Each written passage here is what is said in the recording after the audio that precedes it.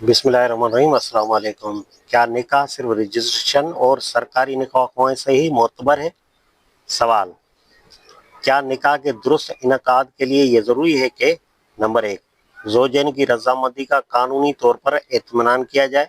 Number 2, निकाह सिर्फ हुकूमत के मुकर्रर करदा निकाह ख़ानों के ज़रिए हो। नंबर 3, निकाह का रजिस्ट्रेशन लाजिम करार दिया जाए और उसकी खिलाफ वर्जी पर सज़ा दी जाए। जवाब: नंबर 1, कानूनी अगराज के लिए ईजाबी तौर पर यह मालूम होना ज़रूरी नहीं है कि निकाह के फरीक़ैन ने अपनी रज़ामंदी से निकाह किया है। जब तक ये साबित न हो कि किसी फरीक ने दबाव के तहत बिला रज़ा व रग़बत मजबूरन ईजाब व कबूल किया है, उस वक्त तक हर निकाह के मुतालिक यही फ़र्ज़ किया जाएगा कि वो बरदा व रग़बत हुआ है। इस्लाम में ईजाब व कबूल लाज़मन 2 गवाहों के सामने होता है।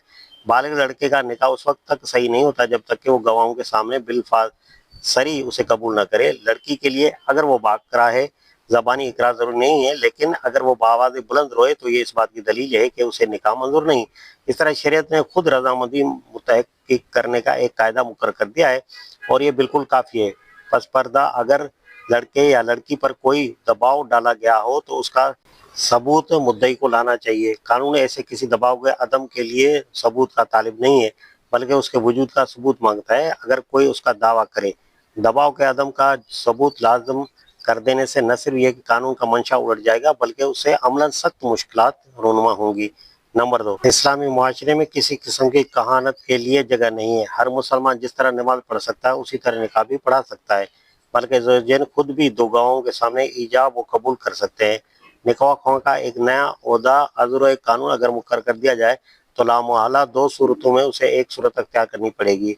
या तो हर उस निकाह को बातिल करा दिया जाए जो सरकारी पादरी के बगैर कर लिया गया हो, या फिर उसे जायज़ तस्लीम किया जाए।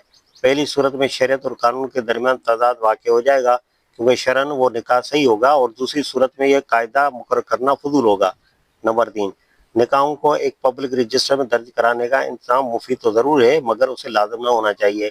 शरीयत ने निकाह के लिए जो कवायद मुकर्रर किए हैं, उनमें से एक ये भी है कि निकाह कम अज़ कम 2 गवाहों के सामने हो और उसको अलग ऐलान किया जाए, ताकि ज़ौजैन के रिश्तेदारों और करीब के हल्का तारों में उनका रिश्ता मालूम व मारूफ हो जाए। नज़ात की सूरत में इस तरीके से निकाह की शहादत बहम पहुँचना कुछ ज़्यादा मुश्किल नहीं रहता। ताहम क़याम शहादत में मज़ीद सहूलतें 2 तरीक़ों से पैदा हो सकती हैं। एक ये कि एक मयारी निकाहनामा मुरतब करके आम तौर पर शाया कर दिया जाए, ताकि लोग निकाह से मुतल्लिक़ तमाम ज़रूरी उमूर उसमें दर्ज करके शहादतें ज़ब्त करा लिया करें। दूसरा ये कि हर मोहल्ले और बस्ती में निकाहों का एक रजिस्टर रख दिया जाए, ताकि जो भी उसमें निकाह का इंदराज कराना चाहे करा दे। लोग बिलूम खुद ही अपने मफाद की हिफाजत के लिए उन दोनों सहूलतों से फ़ायदा उठाएंगे, लेकिन उसे लाजम करने में 2 कबाहतें हैं।